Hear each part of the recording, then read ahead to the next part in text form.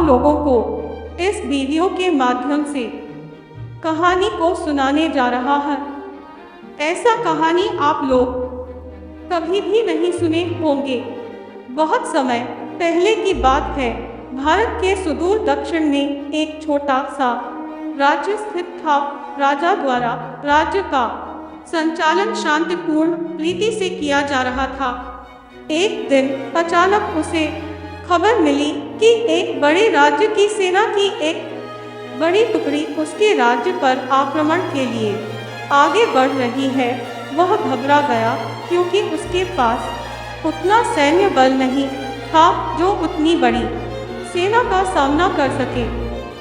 उसने मंत्रणा हेतु सेनापति को बुलाया। सेनापति ने पहले ही हाथ खड़े कर दिए। वह बोला, महाराज, इस युद्ध में हमारी हार निश्चित है, क्योंकि इतनी बड़ी सेना के सामने हमारी सेना टिक नहीं पाएगी। इसलिए इस युद्ध को लड़ने का कोई औचित्य नहीं है।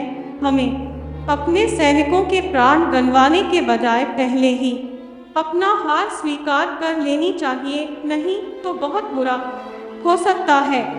और सेनापति की बात सुनकर राजा बहुत निराश हुआ और उसकी चिंता और बढ़े थे, और वह समझ नहीं पा रहा था कि क्या करे और क्या न करे।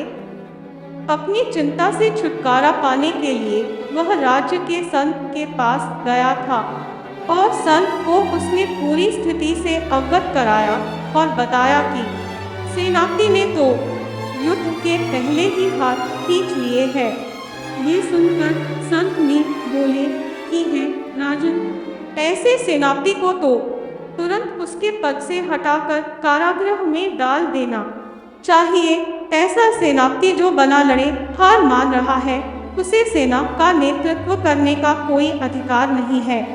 किंतु गुरुवर, यदि मैंने उसे कारागृह में डाल दिया तो सेना का नेतृत्व कौन करेगा? राजा चिंतित होकर बोला, राजन, तुम्हारी सेना का नेतृत्व मैं करूंगा, संत बोले। राजा सोच में पड़ गया कि संत युद्ध कैसे लड़ेंगे। उन्होंने तो कभी कोई युद्ध नहीं किया है, किंतु कोई विकल्प न देख उसने संत की बात मान ली और उन्हें अपनी सेना का सेनापति बना दिया। सेनापति बनने के बाद संत ने सेना की कमान संभाल ली और सेना के साथ युद्ध के लिए कूच कर दिया।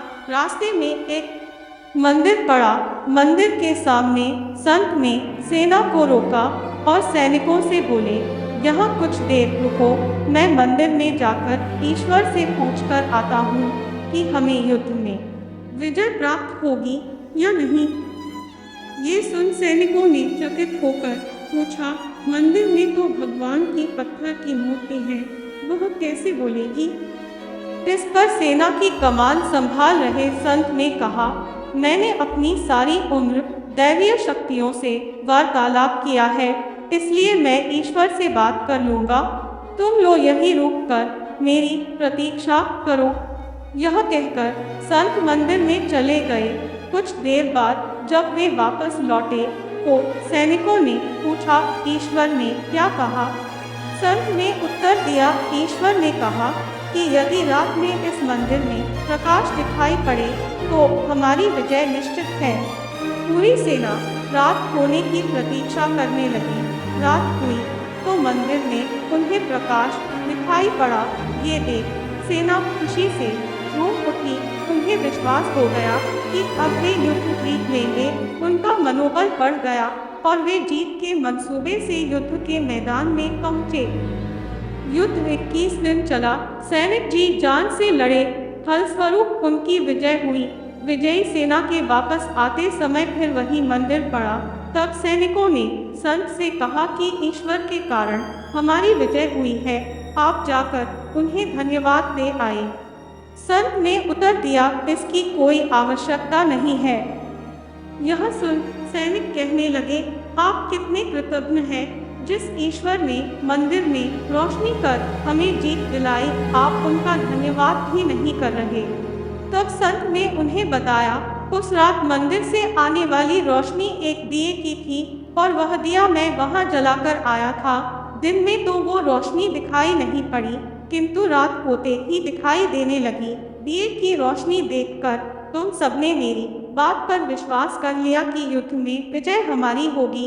इस तरफ तुम सबका मनोबल बढ़ गया और तुम जीत के विश्वास के साथ युद्ध के मैदान में गए और असंभव लगने वाली विजय तुमने प्राप्त की। सीख एक, खुद पर विश्वास रखें और परिश्रम करते रहें, विश्वास की विजय होगी।